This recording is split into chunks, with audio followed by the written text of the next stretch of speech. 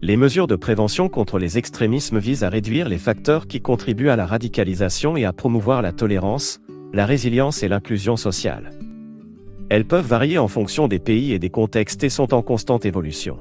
Dans ce contexte en mutation, il est crucial d'adopter des mesures et des pratiques qui tiennent compte de la complexité et de la nature fluide des phénomènes extrémistes. Ces mesures peuvent être regroupées en 3 grandes catégories: les approches défensives, les approches dissuasives et une combinaison des deux.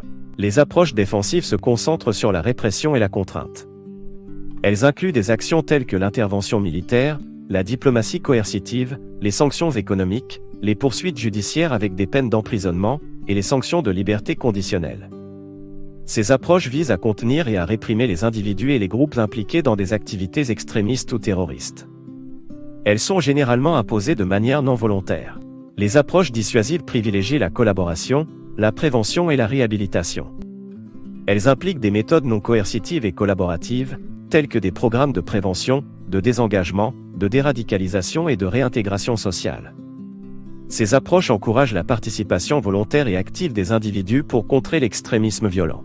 Elles incluent par exemple l'éducation et la sensibilisation, la promotion du dialogue intercommunautaire, la détection précoce et l'intervention, l'accompagnement des familles, la promotion de l'inclusion sociale, les médias et la communication, la formation des professionnels, les programmes de désengagement et de réhabilitation, la collaboration internationale, ainsi que l'évaluation et le suivi.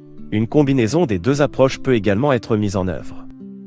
Cela signifie l'application de mesures répressives pour les individus impliqués dans des activités terroristes, tout en offrant des opportunités de réhabilitation et de réintégration pour ceux qui souhaitent abandonner leur engagement extrémiste. Il est essentiel de faire la distinction entre les différentes phases de ces interventions. La prévention se concentre sur l'identification et la réduction des facteurs qui prédisposent à la radicalisation violente. La déradicalisation vise à changer les croyances et les attitudes des individus radicalisés, tandis que la réhabilitation et la réintégration concernent les individus qui cherchent à réintégrer la société après avoir été impliqués dans des activités terroristes. En conclusion, la lutte contre les extrémismes exige une approche diversifiée qui comprend des mesures répressives, préventives, de désengagement, de déradicalisation, de réhabilitation et de réintégration sociale. La compréhension de ces différentes approches est cruciale pour élaborer des stratégies efficaces qui répondent à la complexité de ce phénomène en constante évolution.